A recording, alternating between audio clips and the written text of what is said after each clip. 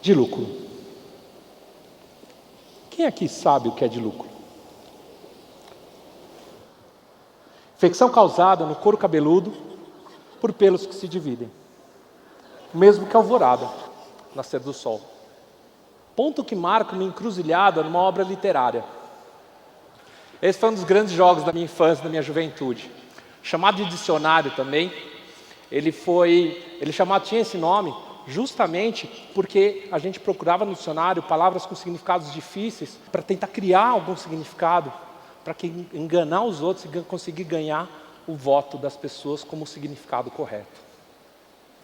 Qual seria a definição que você criaria para de lucro, para poder fazer com que os outros também votassem em você? Lembra como se fosse hoje.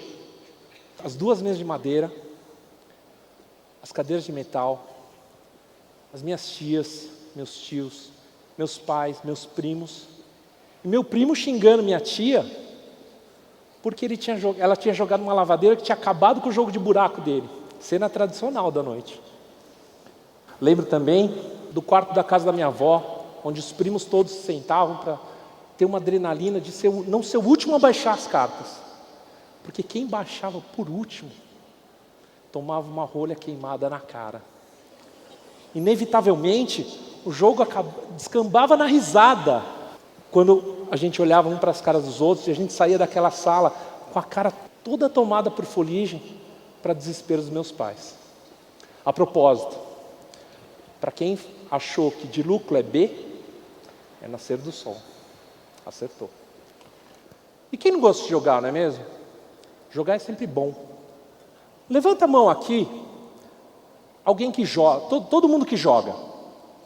Levanta a mão. Levanta também a mão, você que joga Angry Birds e Candy Crush, porque isso também é jogo. Vamos lembrar. Então, só que tem um porém. Esse é o lado negro dos jogos. Aos poucos, depois dessa infância incrível, eu comecei a mergulhar cada vez mais nos jogos digitais.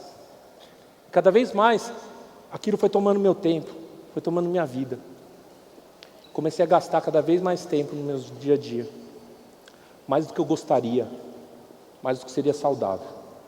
Foi então quando, há 4 anos, depois de dar carona para um amigo que eu não via há muito tempo, alemão, ele me deu carona e aí falou: você não quer vir aqui em casa jogar uns jogos de tabuleiro modernos? Nunca tinha ouvido falar.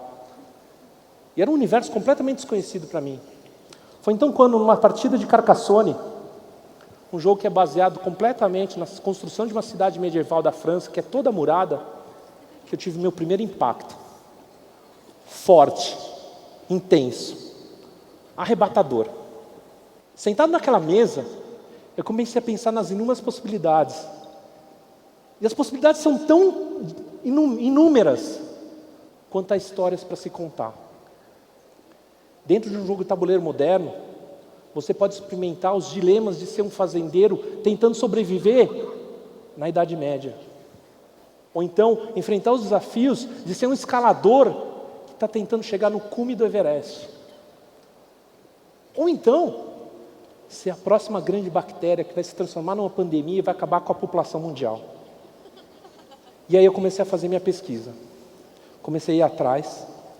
E aí eu comecei a ver que todos os grandes teóricos de educação, a gente encontrava o valor do brincar, de como as pessoas aprenderam a brincar. Hoje mesmo vocês tiveram inúmeros exemplos de como brincar é importante no aprendizado da criança.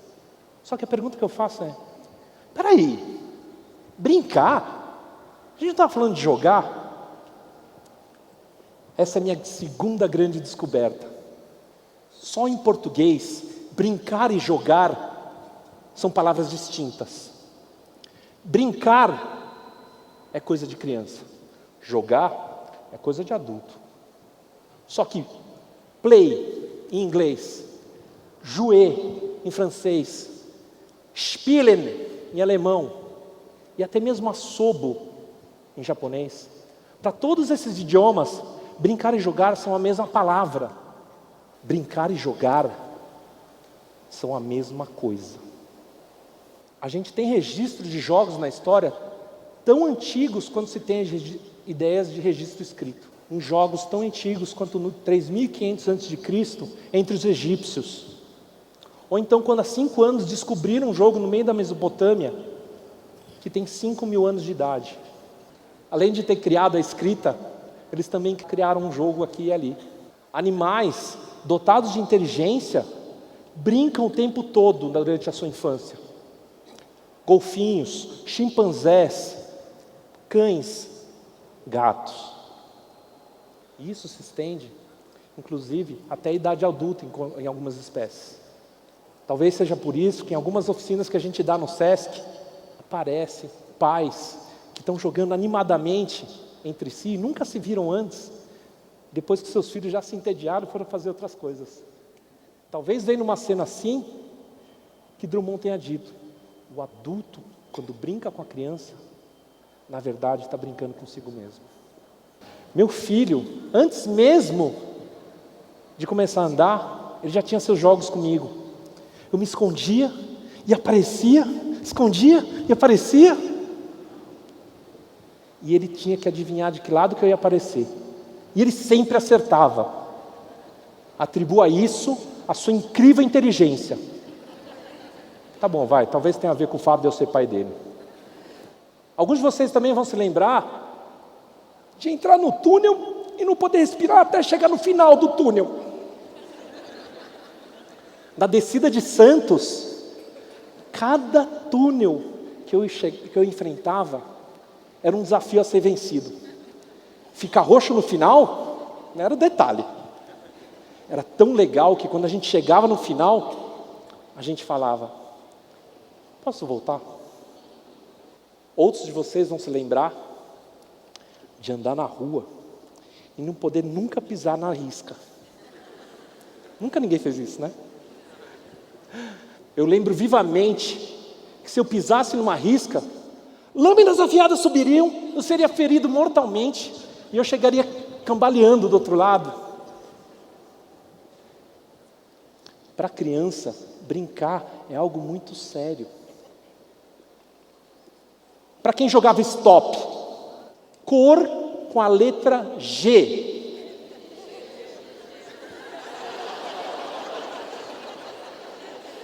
Quem aqui acha que gelo não vale? Levanta a mão. Quem aqui acha que gelo vale? Vocês podiam ter usado grená em vez de gelo, tá? Outra coisa que é muito interessante é uma regra não escrita do jogo. Que daquela vez que você se arrependeu da jogada que você fez e começava inevitavelmente com a frase: posso voltar? No jogo, voltar é quase um tabu. No jogo, não se volta. Uma vez jogado, já foi. É a vez do outro. Tipo, que nem a vida. Sabe? A grande compensação disso é que o erro faz parte do processo. O erro é visto como parte do aprendizado. E a partir disso ele vira uma referência muito forte. Quer uma prova de como essas coisas ficam na nossa memória? 7-1. Lembrou? Ao jogar, eu aprendo a fazer escolhas, aprendo a ver as consequências dos meus atos. E aprendo tudo isso dentro de um ambiente seguro. Se eu errar, eu posso tentar novamente. No jogo, tem uma outra regra não escrita. Lembra aquela partida de War ou Banco Imobiliário que você estava jogando e alguém chegou e falou assim: não quero mais jogar. Quer dizer, preso àquela partida interminável, eu era obrigado a dar o melhor de mim para transformar aquela experiência na melhor experiência possível. Dependia só de mim. Isso é perseverança aprendida na marra.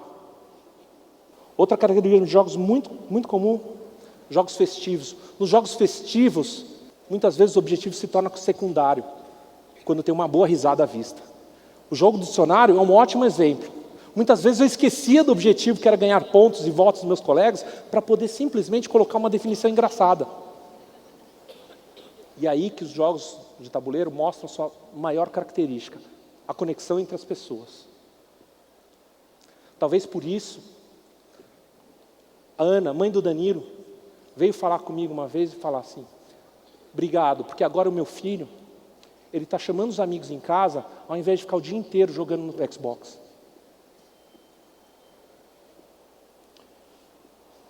Tem outra classe de jogos também, chamados jogos cooperativos. Nos jogos cooperativos, ou todo mundo ganha ou todo mundo perde. Não existe meio termo. E o que é incrível é que se comunicação, trabalho de equipe, tudo isso é trabalhado de uma maneira extremamente viva. Nas oficinas que a gente faz, de jogos cooperativos que a gente leva em escolas, em empresas, as pessoas perdem porque não trabalham em equipe. E aí a mensagem que fica é muito clara: se você não jogar em equipe, se você não trabalhar em equipe, você não vai ganhar. Ao jogar, eu aprendo humildade. Aprendo que ganhar é importante, mas que isso tem um custo, e que esse custo pode ser alto demais. Ao jogar, eu experimento cidadania. Como o André, que chegou na minha oficina de jogos no Sesc, e ao longo de um mês, ele roubava sistematicamente. E aí ele chegava para mim um dia e falou assim: pô tio, roubar no jogo não tem graça. Legal é roubar num jogo limpo. Ele parou de roubar e eu nunca mais esqueci isso. Honestidade que vem da responsabilidade. Honestidade que vem da empatia. E empatia me dá a oportunidade de olhar pelos olhos dos outros, de ver o que o outro vê, de sentir o que o outro sente. E a essa altura você já deve ter percebido o que eu vou falar. Tudo que eu faço no jogo vale para a minha vida. E tudo que eu faço na vida, eu posso ver sobre a perspectiva do jogo. Tão importante quanto saber o jogo que você joga, é saber mudar de jogo quando você sabe que você não pode mais ganhar. E aí, um jogo é uma sequência de escolhas interessantes. O seu jogo vai determinar quais são as escolhas, quais são os desafios e quais são os aprendizados que você vai tirar disso tudo. E aí do outro lado, Jung nos alerta: até que você se torne consciente do seu inconsciente, você vai chamar isso de destino. E ele vai governar a sua vida. E aí, nós temos a oportunidade de parar de ser um peão no tabuleiro do destino e começar a ser o jogador do seu jogo. Vai.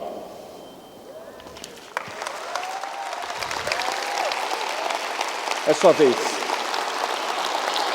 Obrigado.